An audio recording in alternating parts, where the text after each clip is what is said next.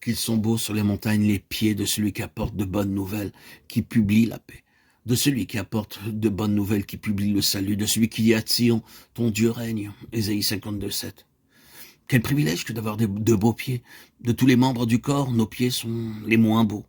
Nous pouvons avoir de beaux pieds alors que nous dispensons le message du salut à nos amis et nos voisins. Tout croyant devait être un témoin du Seigneur Jésus-Christ, mais il n'est pas nécessaire d'être initié comme prédicateur ou comme docteur pour dispenser la parole de Dieu. Quelques paroles adressées à quelqu'un avec son aide suffisent pour apporter le salut. C'est en vérité un honneur que d'apporter la bonne nouvelle à beaucoup de personnes et dans de nombreux lieux.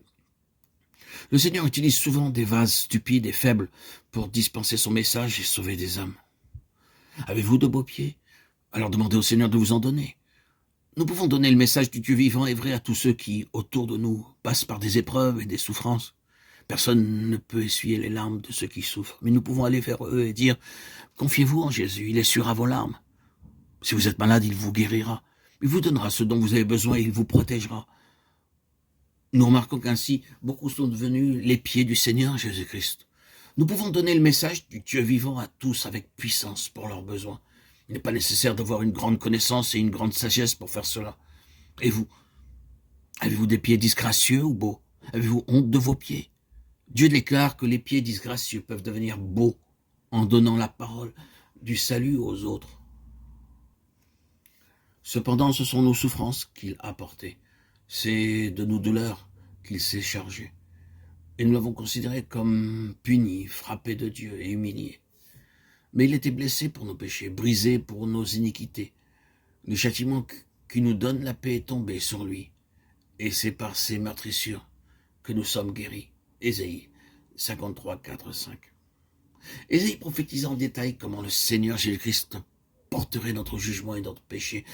Il porta les peines causées par nos pensées, nos paroles et nos actions pécheresses et du pays entièrement. Le Seigneur Jésus-Christ a souffert à notre place à cause de nos pensées pécheresses.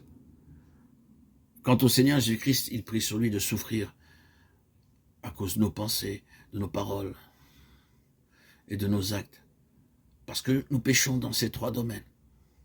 Le Seigneur Jésus-Christ porta le châtiment de notre triple manière de pécher.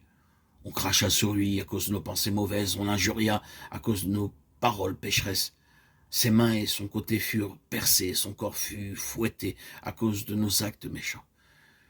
Il supporta tout cela à cause de nous, afin que nous puissions être absolument justes devant Dieu. Ceci nous donne de la liberté et de la hardiesse dans la présence de Dieu et enlève tout souvenir de nos péchés passés. Le diable essaye de nous rappeler des péchés du passé, mais nous pouvons dire, Seigneur, le diable me rappelle mon péché, mais Seigneur, à cause de moi, on t'a fouetté, percé, on a craché sur toi et tu as ôté ma condamnation et tu m'as rendu juste de ta justice. Ceci nous accorde une parfaite liberté et hardiesse pour entrer dans sa présence.